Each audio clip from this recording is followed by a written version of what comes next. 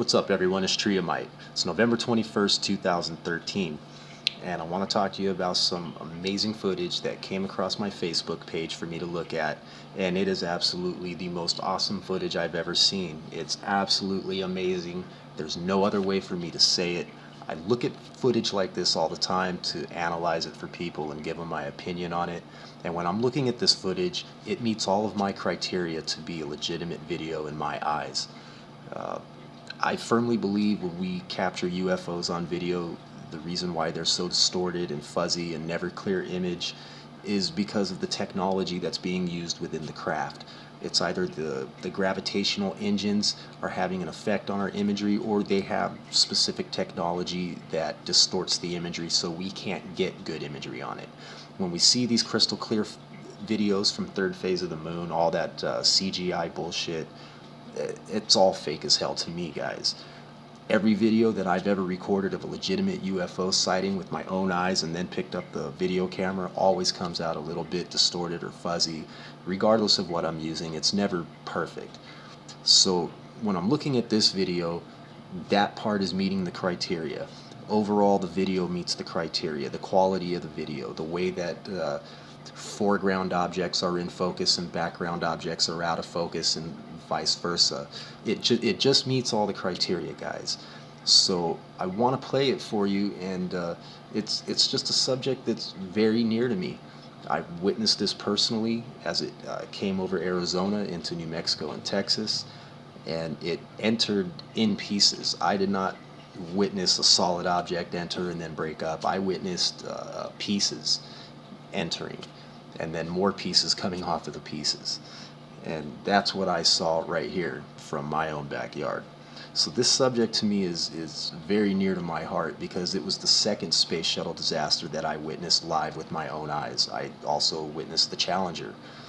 So let me play this footage for you guys, and then I'm going to come back and analyze a little bit of it for you. But before the video starts the roll of the actual footage, there's a couple paragraphs in here that was tagged along with the footage that I want you guys to read. So I hope you enjoy it.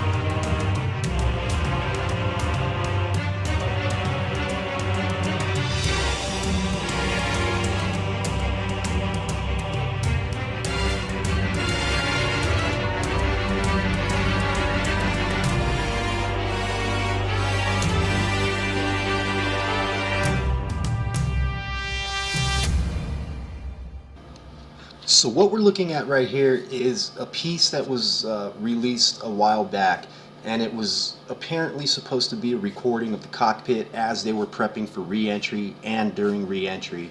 And we hear a conversation going on.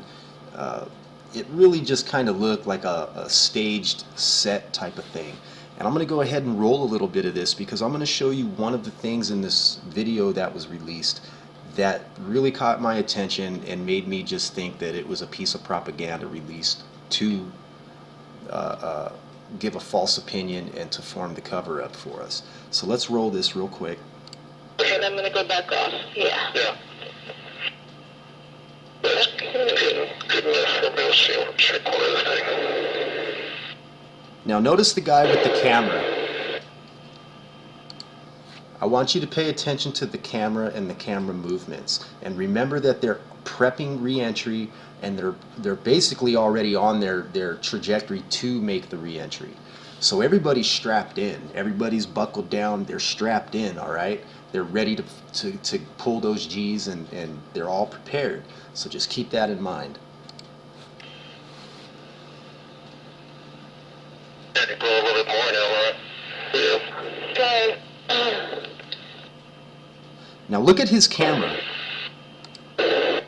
In order for him to have made that shot, he would have had to have stood up out of his chair, or because they're in space still and they have 0 G's, he floated up, right? He just kind of nudged himself up and he floated up. There's no way he would have got that shot sitting in his chair, just sitting down. Even if he raised his arms up, I really don't think that he could have done that. But that's a lot of math going into that aspect right there. So I want you guys to keep that in mind, that this was staged. Okay, all that's working. This was a staged event, guys. You see over my shoulder, Laura? I was feeling it doesn't show up nearly as much as the back. It's going pretty good now.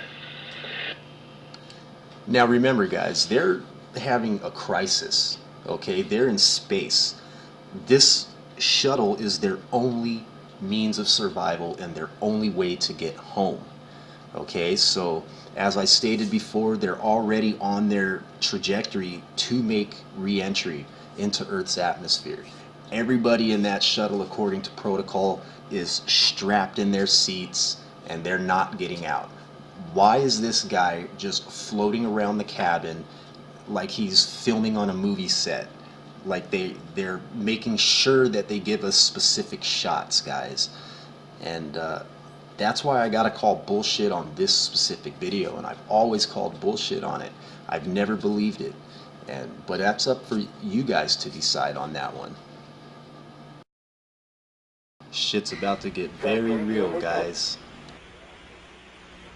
Copy that. 797 here, you want to hear? Lots clear. 7, go ahead. I'm bogey at 10 o'clock high. This is Houston. Say again, 7. So we have a bogey at 10 o'clock high. So right here they're calling out a bogey at 10 o'clock high to mission control. So let's just pay attention. We have an unidentified flying object. All its eyes that appears to be tumbling. It just seems to be tagging along with us.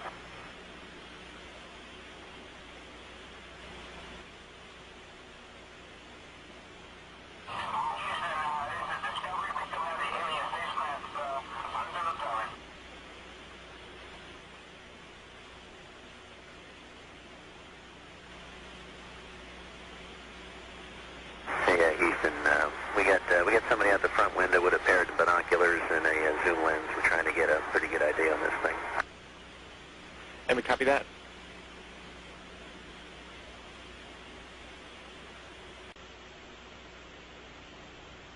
Okay, I don't know if you guys are still tracking it with the camera.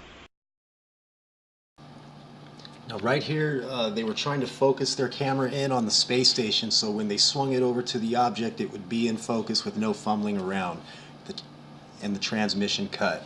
Now we have mission control coming on, talking about they're losing this, they're losing all these different telemetries, and it wasn't all at once. They didn't lose all telemetry all at once. It didn't just explode in one big bang. There was multiple explosions throughout the ship because things were failing seconds apart from each other. And when we get when we're getting telemetry, we can tell down to the nanosecond what happened, right up until the point where the image until where the telemetry stops.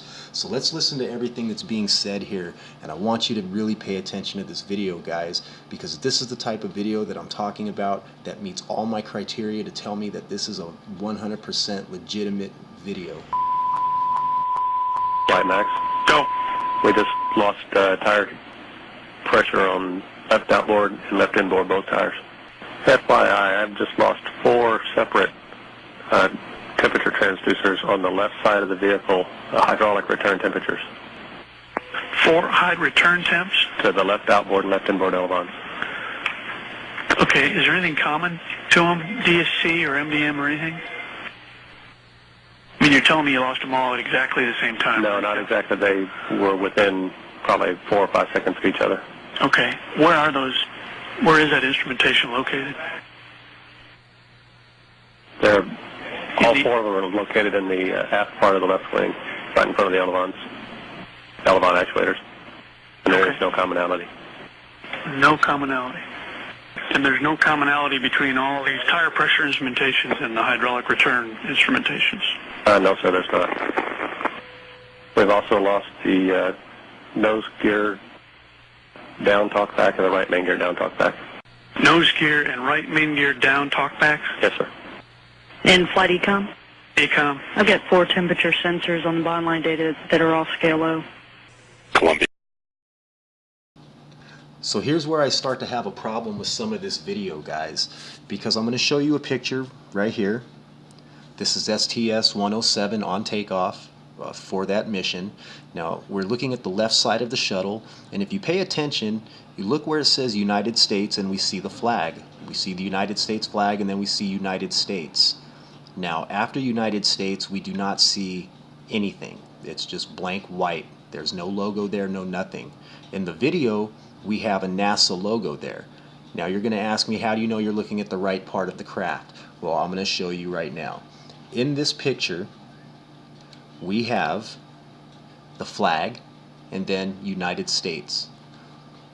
On the takeoff picture, we have the flag, we have United States. How do I know that that matches the left side of the craft? Because on the right side of the craft, as seen in this picture on a previous landing, we have United States, then we have the flag. It's reversed, guys. So I know for a fact that we're looking at the left side of a shuttlecraft. And I know for a fact that the flag on the left side of the shuttlecraft indicates to me that what we're seeing on the left side of our screen is going towards the front of the craft, and the right side of the screen would be the back of the craft. Either way that we look at it, I can find no NASA logo on STS-107 in any of the official photos. Is that a deal breaker? Not really, but it is something to think about, guys. It's something to really, really think about when we're looking at this footage. As real and as convincing as it looks, we have to keep this into consideration.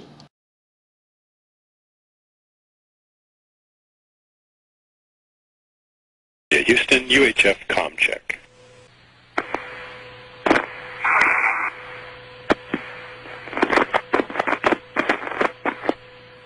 Columbia, Houston, UHF comm check.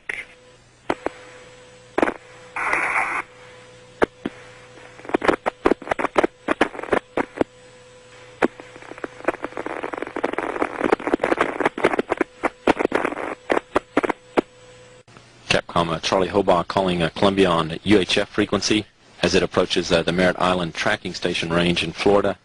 Communications with Columbia were lost at about 8 a.m. Central Time, about 10 minutes ago.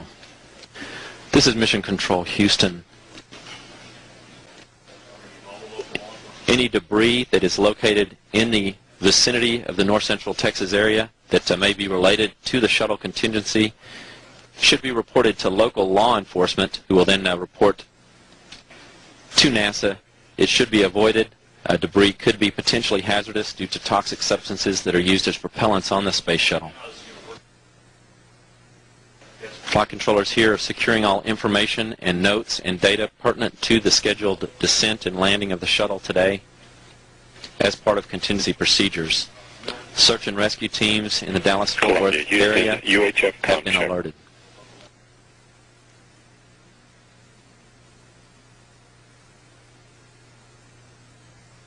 Again, any debris that is located in the north central Texas vicinity that may be related to the space shuttle contingency should be reported to local law enforcement authorities and should be avoided as it may be hazardous due to toxic substances that are used as propellants